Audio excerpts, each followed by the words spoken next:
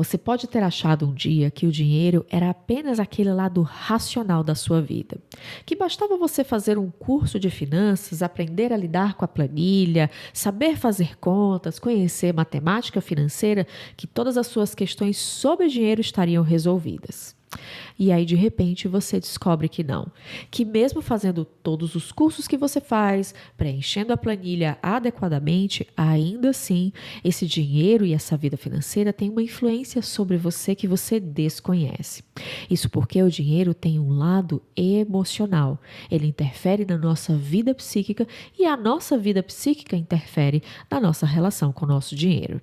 Eu sou Sara Matos, sou psicóloga clínica e esse é o podcast O Dinheiro no Divã. E aqui a gente conversa sobre dinheiro do ponto de vista do seu mundo interior, do ponto de vista da psicologia e da psique humana. Para que você entenda que o dinheiro é muito mais do que só aquilo material que te ajuda a fazer trocas e a adquirir e comprar bens e experiências no mundo. A sessão de hoje vem com um tema que é muito comum de eu encontrar não só no meu consultório, mas em rodas, em conversas com amigos, em conversas com outros profissionais. Eu gasto e tenho tanto medo de ficar sem dinheiro, mas Sara, eu não consigo parar de gastar e eu não entendo o que acontece. O ato de gastar para mim é algo tão prazeroso, mas ao mesmo tempo me causa tanta angústia que eu não sei como sair desse ciclo. Será que você também vive um pouco desse ciclo? De ter um problema, uma tensão na vida e de repente comprar algo, sentir que aquela compra deu uma aliviada na sua vida, mas depois chegam os boletos para pagar e aí você começa a se perguntar como eu vou fazer para pagar tudo isso.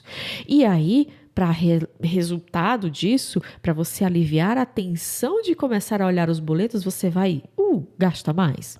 E parece que você está vivendo numa roda sem fim de trabalhar para pagar boletos, de trabalhar para se sentir com menos medo dos gastos que você tem. Vamos conversar sobre isso.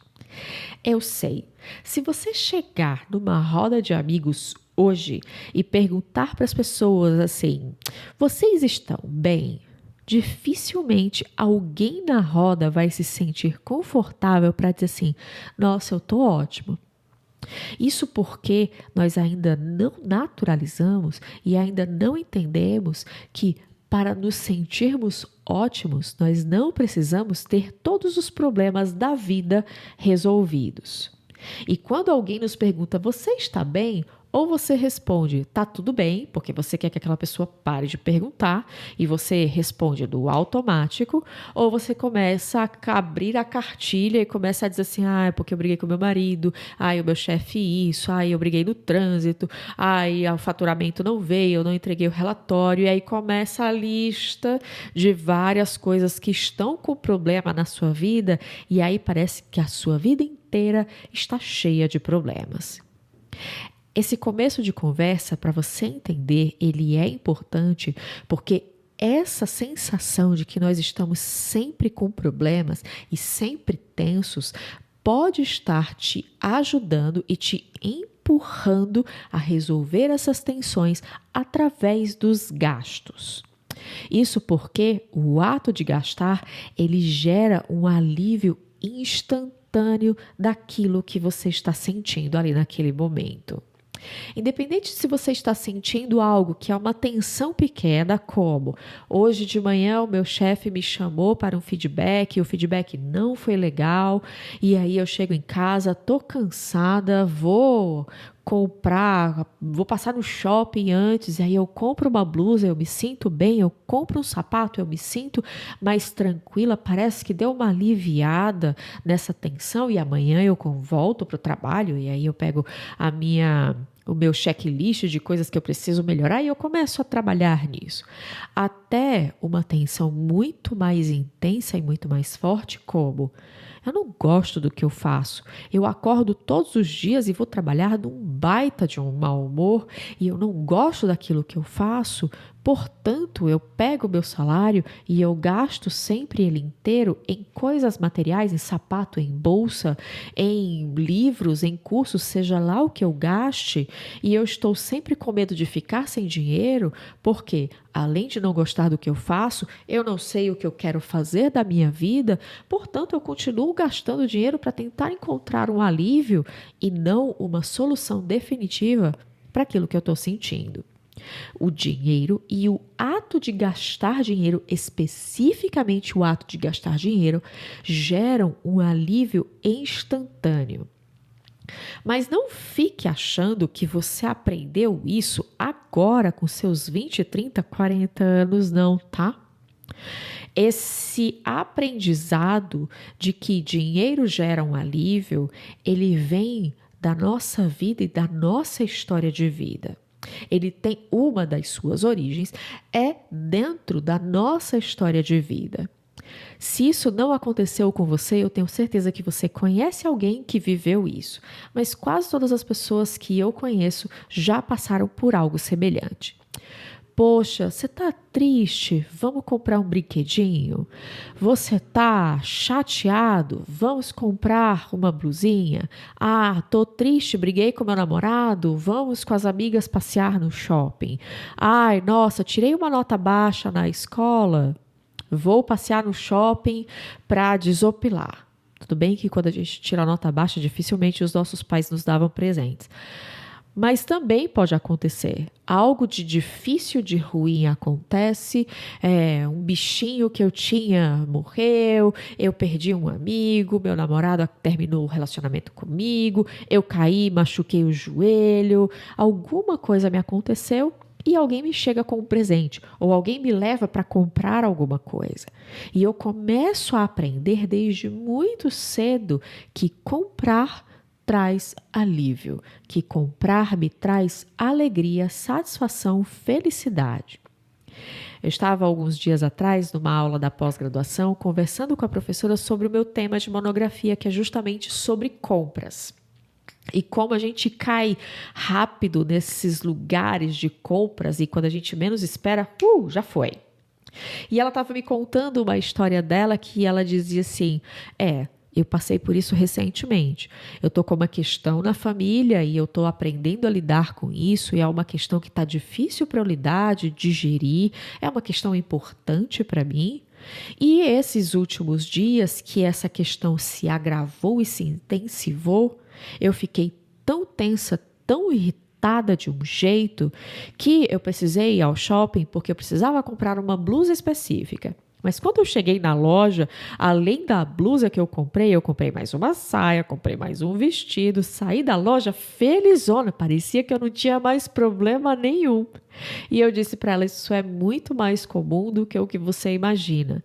Ela me respondeu, eu sei, dinheiro é energia, dinheiro é troca. Eu troquei um pouco do meu alívio, da minha tensão, pelo alívio da compra. Eu fiquei feliz com a minha compra e durou alguns minutos essa felicidade. E por alguns minutos eu esqueci a minha tensão e o problema que eu estou vivendo dentro da minha família. Essa é uma ilustração real do que acontece dentro de nós.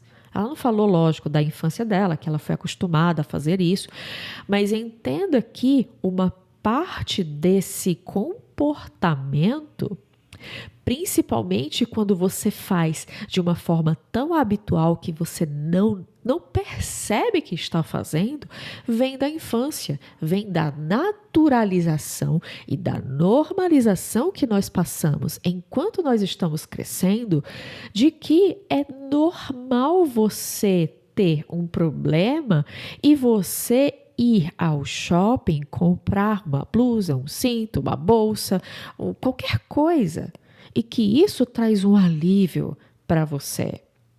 O que a gente não entende enquanto criança e enquanto adulto, a gente ainda não aprendeu a refletir sobre será mesmo que esse alívio ele é momentâneo ou é um alívio perene? Ele é um alívio impermanente ou é um alívio permanente? É só um alívio ali daquele momento e eu esqueço que eu preciso lidar com aquele problema? Ou eu continuo sabendo que aquele problema vai continuar existindo e eu preciso lidar com ele? A maior parte das pessoas, principalmente aquelas que vivem nessa roda de eu compro, eu trabalho, chega o boleto, eu gasto, eu fico estressada porque eu acho que eu estou com muito pouco dinheiro, aí eu compro de novo para aliviar essa tensão, mas o fato de eu ter comprado me traz mais dor, mais angústia e mais ansiedade dentro dessa roda. Porque o que muitas vezes acontece é que, diferente da minha professora, que comprou o que gostaria de ter comprado, gastou mais dinheiro do que ela estava acostumada a comprar. Ela até falou assim, o meu marido achou muito esquisito, porque aí ele viu lá, caiu lá no celular dele que eu tinha feito uma compra, ele olhou assim, nossa, ela deve realmente estar se sentindo muito pressionada e muito angustiada, porque foi uma compra, alta para ela, nos padrões dela, não sei de quanto ela comprou. Mas ela entende que mesmo aquela compra trazendo alívio ali naquele momento, aquela questão que ela está vivendo com a família não sumiu. Isso significa que para ela isso é muito importante, esse reconhecimento é muito importante, porque vai dificultar que ela caia de novo e queira comprar outra coisa daqui a uma semana para continuar aliviando a tensão pelo problema inicial. Alivia naquele momento e ajuda ela, mas a consciência que ela tem, a reflexão interna que ela teve, impede que ela entre nessa roda o tempo todo e não saia dela, porque nesse ponto as compras saem de um alívio instantâneo para uma anestesia.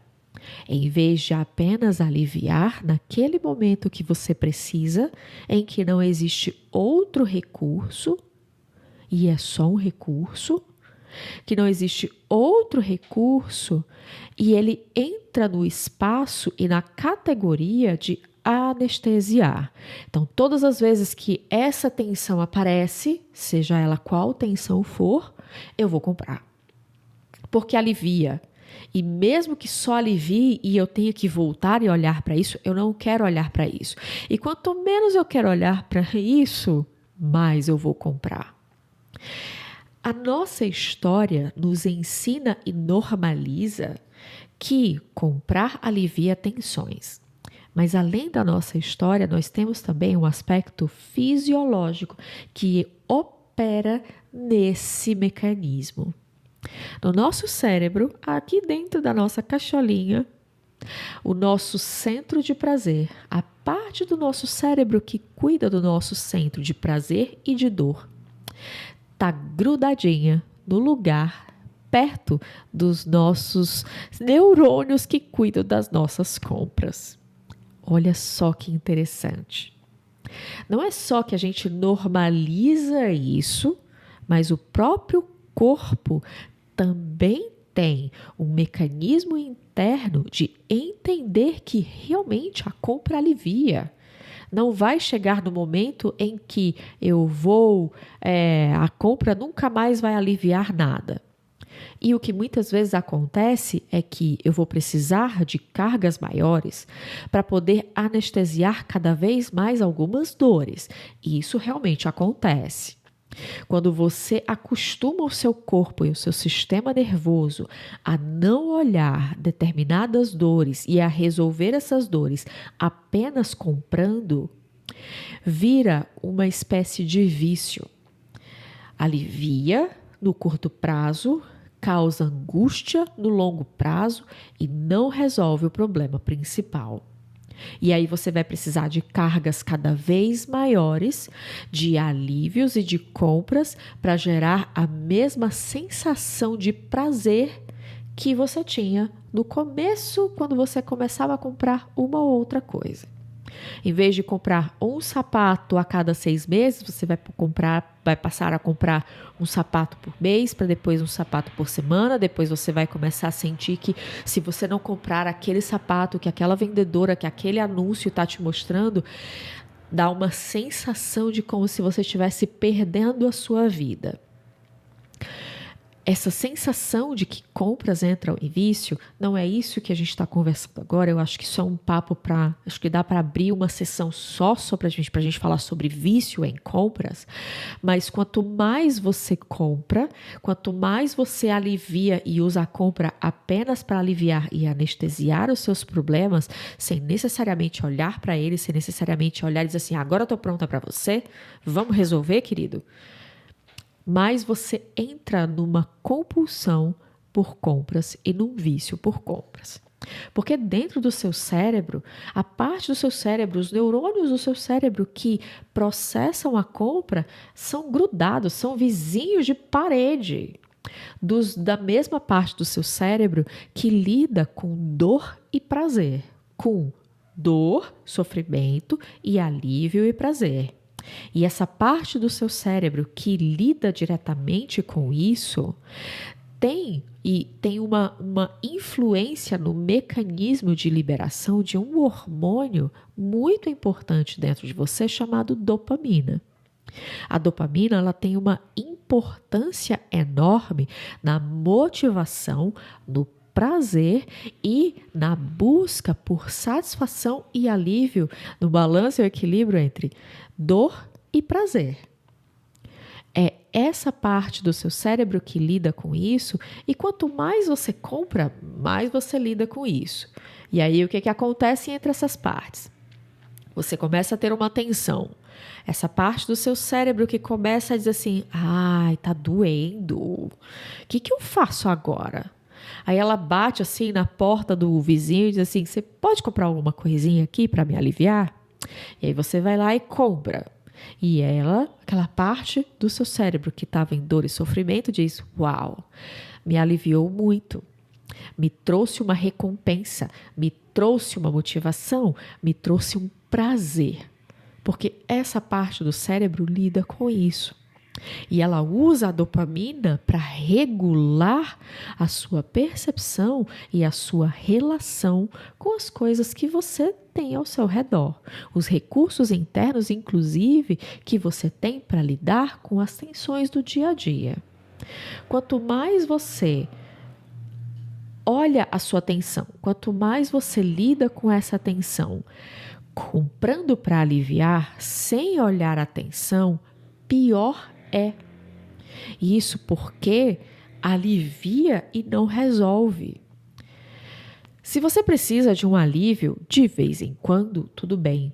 Mas é importante que você comece a entender que aquilo que está te causando tensão precisa ser visto, precisa ser incluído na sua vida. Em algum momento você vai ter que olhar para isso e atravessar isso e encontrar formas diferentes de se lidar com as tensões do dia a dia.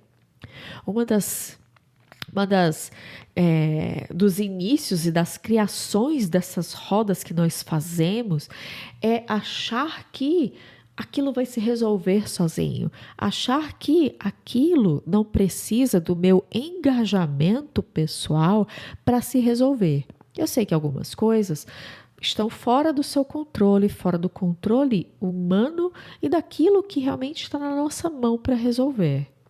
Mas existem partes de tudo que a gente vive que está na nossa mão. Usar a compra e usar esse espaço de descarregar uma tensão na compra como recurso para gerar alívio, sabendo que esse alívio não soluciona e quanto mais a gente busca esse alívio, ele se transforma de alívio em anestesia e o problema continua aqui fermentando, aumentando, gerando um monte de coisinhas e ele vai crescendo, tomando uma forma maior, vai ganhando vida própria até que ele morde seu pé. E é nesse momento em que a angústia começa a acontecer. essa roda dessa angústia de eu tenho uma angústia, eu tenho medo de ficar sem dinheiro, mas eu não consigo parar de gastar, tem um caminho de saída para cá. Mas esse caminho de saída, ele é um caminho que no começo, nos primeiros dias, causa muito, muito, muito mais angústia do que a gente às vezes acha que consegue suportar. E é por causa dessa angústia inicial que muita gente desiste e volta para o padrão anterior, porque lidar com a ansiedade, com a angústia de ficar sem dinheiro, às vezes vira um motivador para a pessoa continuar trabalhando, continuar indo atrás, continuar fazendo as coisas. Ela trabalha para poder continuar comprando. Ela está ali naquele lugar que ela não gosta, porque ela tem um monte de contas para pagar apenas.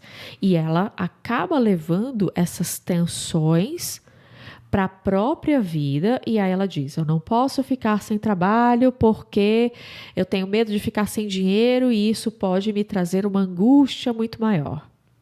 Eu, Sara, entendo a importância do dinheiro na nossa vida e a importância que tem de nós encararmos esse processo do lugar onde nós geramos renda, seja no trabalho CLT, seja no trabalho autônomo, seja como empreendedor ou empresário, não importa.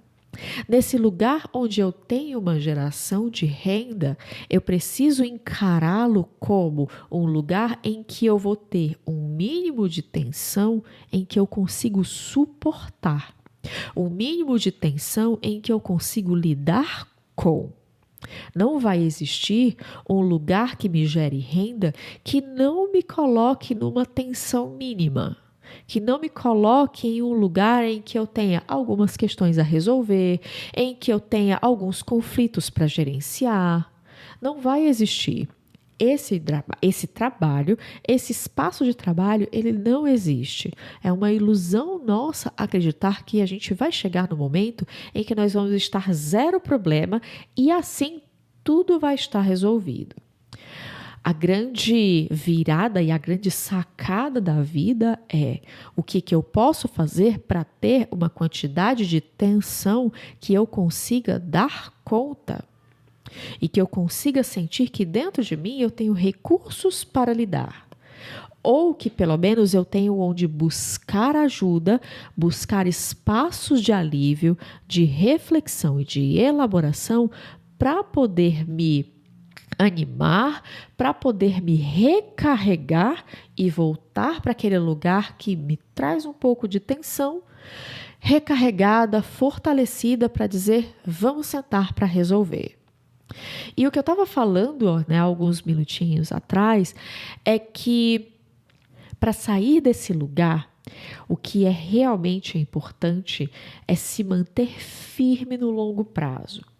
Quando eu conduzo alguém para reduzir essa angústia de ficar com medo de ficar sem dinheiro, eu preciso ajudar também essa pessoa a entender os seus gastos e principalmente questionar e reduzir gastos com foco em gastos que estão apenas a serviço do alívio das tensões. Isso dá uma percepção para a pessoa que atravessa esse espaço e esse momento de que a angústia está aumentando muito e que está vindo como um tsunami em cima de mim. Quando, na verdade, a angústia ela já está presente, mas ela está anestesiada pelo processo de compras. Quando você começa a tirar as compras excessivas da pessoa, ela começa a sair de um estado de anestesia, é quando ela começa realmente a entender o tamanho da dor que ela está sentindo. Em alguns momentos, a pessoa começa a dizer assim, eu não quero passar por isso, eu vou voltar a comprar de novo. E aí ela volta para a roda. Porque quando ela está na roda, pelo menos ela tem um recurso de alívio. Porque parece que dentro dela e em outros espaços da vida dela, em relações que ela tem, não existe esse momento de recarregar, de você se sentir menos angustiada, se você se sentir motivada e sentir prazer em estar ali, realmente se recarregar. Mas eu sempre ajudo pessoas e oriento a atravessar as primeiras semanas sem compras, inclusive para você começar a mostrar para o seu sistema nervoso e para o seu corpo que é possível atravessar esse espaço com recursos e sendo acompanhada por um profissional que está ali para te escutar e escutar as angústias que sobem quando você tira a sua anestesia, quando você tira as compras. O medo de ficar sem dinheiro, ele costuma ser secundário nesses momentos, porque quando as compras começam a diminuir, e essa pessoa começa realmente a perceber que pode gerenciar o seu dinheiro de uma forma mais madura, ela começa também a entender a quantidade de angústias e dores e desconfortos e conflitos que ela estava vivendo em outras áreas da vida, que inclusive muitas vezes não tem nada a ver com o dinheiro, e o dinheiro estava sendo só um recurso de alívio para ela não olhar para aquelas tensões. Em vez de olhar para a dor que ela sentia, ela se anestesiava comprando. Essas primeiras semanas, e eu sempre sugiro de 4 a 8 semanas, reduzindo compras pelo menos 4 semanas, segurando todas as compras e entendendo, refletindo sobre o que me angustia por dentro. Não é só um movimento de você reduzir essas compras, só reduzir por reduzir sem olhar a angústia não é o suficiente, porque se você reduz as compras e você começa a sentir angústia, às vezes você vai para um outro lado e acaba compensando de outro lado. Então você vai fazer exercício demais, você vai dormir em excesso, você vai comer em excesso, vai descontar na comida. É importante que no momento em que você começa a reduzir os gastos, você começa a olhar para dentro e começa a refletir sobre as angústias que começam a subir quando você tira aquilo que estava te aliviando, mas não estava resolvendo. Bom, como reflexões finais, eu posso te colocar algumas perguntas. Será que você anda muito estressada com várias partes da vida, com dificuldade de olhar essas partes, de entender como é que você pode sentar e começar a resolver esses conflitos? E você está descontando na sua vida financeira as suas angústias? O quanto que as suas compras estão a serviço do alívio dessa angústia, mas não necessariamente te ajudando a resolver. Te rouba a energia, te rouba o recurso, faz você descarregar, mas não te dá uma solução que te alivia de uma forma verdadeira e permanente. Começa a olhar para dentro de você sobre o que as tuas compras podem estar aliviando. Será que você compra mais em um período do mês? Será que você compra mais um item específico? Será que você compra mais quando você entra em contato com determinadas pessoas específicas? Todas essas informações são informações super importantes sobre o que está acontecendo dentro de você e que o dinheiro e as compras acabam sendo um espaço de alívio para que você se alivie e evite lidar com aquelas situações. Eu espero que essa sessão tenha te ajudado e tenha te esclarecido alguma coisa sobre as suas compras e possa ter te dado alguma indicação de como você pode refletir para começar a sair desse espaço. Se esse episódio ajudou você de alguma forma e você quer encaminhá-lo para suas amigas, para os seus amigos, fazer o meu trabalho crescer e aumentar o alcance daquilo que eu estou te ajudando a refletir. Quando é positivo, você pode compartilhar isso com outras pessoas e ajudar o mundo a aumentar a sua consciência financeira e amadurecimento financeiro. Eu te vejo na próxima sessão. Tchau, tchau.